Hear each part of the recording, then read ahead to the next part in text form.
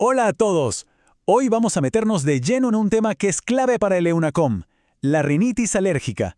La idea es revisar los puntos de alto rendimiento, ir directo al grano, a lo que de verdad se necesita saber, para tener un resumen súper práctico y útil. Muy bien, esta va a ser nuestra hoja de ruta. Seguiremos una lógica clínica bien ordenada. Partiremos con lo fundamental, luego cómo se clasifica y diagnostica, cuál es nuestro rol como médicos generales, el manejo escalonado y, para cerrar, un punto clave, su relación con el asma y cuándo derivar. Bueno, empecemos por el principio.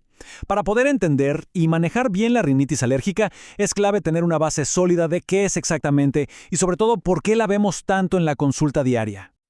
A ver, esta es la definición del libro, pero vamos a desglosarla. Ojo con los conceptos clave aquí. Primero es inflamatoria crónica. Esto no es un resfriado de unos días, es algo persistente. Segundo es dependiente de IG, lo que nos mete de lleno en la hipersensibilidad tipo 1, ¿cierto? Y tercero es gatillada por aeroalérgenos, o sea, cosas que están flotando en el aire. Y esto es súper importante. ¿Por qué le damos tanta vuelta a este tema? Porque es una de las consultas pero más frecuentes en atención primaria. Nos vamos a topar con esto todos los días. Por eso, dominarlo es fundamental, no solo para la práctica, sino obviamente para el EUNACOM. Muy bien, ya que tenemos la base, pasemos a lo práctico. ¿Cómo la reconocemos? El diagnóstico clínico es, sin duda, la herramienta principal que tenemos en la atención primaria. Ok, atención acá porque esto es pregunta de examen sí o sí. El diagnóstico de la rinitis alérgica es fundamentalmente clínico. ¿Qué significa esto? Que con una buena anamnesis y un buen examen físico tenemos el diagnóstico en la gran mayoría de los casos. De entrada no hace falta pedir un montón de exámenes. Y para ordenar el diagnóstico tenemos esta maravilla, la clasificación ARIA. Es súper práctica. Fíjense, con solo dos ejes, frecuencia y severidad, podemos clasificar al paciente.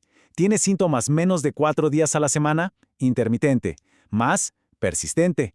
Y luego, ¿le afecta la vida diaria, el sueño, el trabajo? Si la respuesta es no, es leve. Si es sí, es moderada a severa. Así de simple. Y lo mejor es que esta clasificación nos va a guiar directamente al tratamiento. Y aquí está el corazón del diagnóstico clínico, la tétrada clásica. Son 4 síntomas que hay que buscar siempre. Primero, el prurito. Este es el más característico, Picor nasal, de paladar, de ojos. Si no hay prurito, uno debería hasta dudar del diagnóstico. Segundo, los estornudos, pero no cualquiera. Son estornudos en salva, uno tras otro. Tercero, la rinorrea, que es súper líquida, transparente, como agüita y alina. Y cuarto, la clásica obstrucción o congestión nasal. Además de los síntomas, al examen físico vamos a buscar la famosa facies alérgica, sobre todo en pacientes crónicos. ¿Qué vemos? Las ojeras alérgicas, esos círculos oscuros por la congestión venosa. El saludo alérgico, ese gesto de frotarse la nariz hacia arriba que, de tanto hacerlo, deja una marca, el pliegue nasal transverso. Y por supuesto, la respiración bucal por la congestión constante. Son pistas súper claras. Y si tenemos la oportunidad de hacer una rinoscopía anterior, ¿qué vamos a ver? Esto es clave para diferenciarlo de un cuadro viral. En vez de cornetes rojos inflamados como en un resfrío, acá los vamos a ver pálidos, edematosos, a veces con un tono medio azulado o violáceo, y bañados en esa secreción hialina, transparente de la que hablábamos. Ok, ya tenemos el diagnóstico clínico. La pregunta que siempre surge es, ¿y los exámenes? ¿Necesitamos pedir algo más? Bueno, vamos a aclarar cuál es nuestro rol como médicos generales en este punto. Aquí la división de tareas es súper clara. Como médico general, nuestro foco es el diagnóstico clínico y el inicio del tratamiento. No necesitamos, de rutina, buscar el alérgeno específico.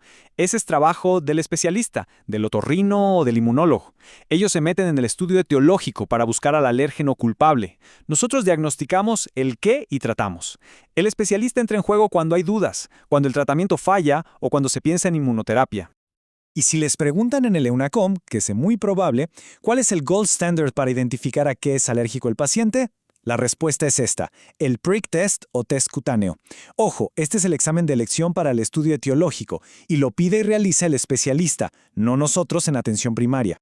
Perfecto, ya sabemos diagnosticar y clasificar. Ahora vamos a lo más importante, el tratamiento. Y lo bueno es que sigue una lógica escalonada, un paso a paso, que se basa directamente en la clasificación ARIA que vimos hace un momento. Esta es la escalera terapéutica, y es fundamental aprendérsela. El primer escalón, la base para todos los pacientes, es el control ambiental y los lavados nasales. Siempre. Luego, si es una rinitis leve e intermitente, subimos al segundo escalón, antihistamínicos orales de segunda generación. Pero, y aquí está el punto clave, si la rinitis es persistente o de moderada a severa, nos vamos directo al tercer escalón, los corticoides intranasales. Ese es el pilar del tratamiento en estos casos. Una pregunta clásica, ¿por qué usamos antihistamínicos de segunda generación y no los de primera, como la clorfenamina? La razón es una y es muy importante, la barrera hematoencefálica. Los de primera la cruzan y por eso dan tanto sueño, afectan la concentración. Los de segunda, como la loratadina o la cetiricina, casi no la cruzan. Por lo tanto, no tienen ese efecto sedante. Por seguridad y eficacia, siempre vamos a preferir los de segunda generación. Y este es otro concepto que tiene que quedar grabado a fuego. Para la rinitis alérgica persistente, el tratamiento más efectivo, el que de verdad cambia la calidad de vida, son los corticoides intranasales. ¿Por qué? Porque atacan todos los síntomas de la tétrada, en especial la congestión nasal, que es lo que más molesta a los pacientes y que los antihistamínicos no manejan tan bien. Son sin duda la primera línea para la rinitis persistente. Ok, para terminar, tenemos que levantar un poco la mirada. La rinitis no vive sola en el cuerpo.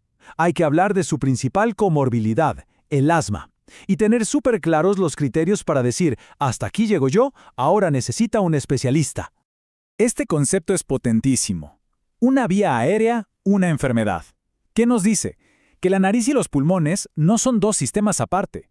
La rinitis alérgica y el asma son en el fondo dos caras de la misma moneda. Una inflamación alérgica que afecta a toda la vía respiratoria, desde arriba hasta abajo. Y esto tiene una implicancia clínica gigante. Primero, la rinitis alérgica es un factor de riesgo mayor para desarrollar asma. Y segundo, si la rinitis está mal controlada, el asma también lo estará. ¿Qué significa esto en la práctica? Que a todo paciente con rinitis hay que preguntarle dirigidamente por tos, por ahogos, por silbidos en el pecho. Y al revés, en un paciente asmático, tratarle bien la rinitis es parte crucial de su manejo. Entonces, ¿cuándo se nos escapa de las manos? ¿Cuándo es momento de derivar a un paciente al especialista? Aquí tenemos los criterios clave. Se deriva si 1. No responde al tratamiento máximo que podemos darle en APS. 2. Si el diagnóstico no está claro, si hay algo que no nos cuadra. 3. Si aparecen complicaciones como una rinosinusitis crónica o pólipos nasales. 4. Si los síntomas son tan severos que le arruinan la vida al paciente. Y 5. Si se está pensando en la inmunoterapia, las famosas vacunas para la alergia. Y para cerrar, les dejo esta pregunta, que es más bien una reflexión para la práctica diaria. Cuando tenemos a un paciente con rinitis al frente, ¿estamos pensando solo en su nariz o estamos buscando activamente síntomas de asma? Recordar siempre ese concepto, una vía aérea, una enfermedad, es lo que marca la diferencia en el manejo integral de estos pacientes. Es probablemente el mensaje más importante que se pueden llevar.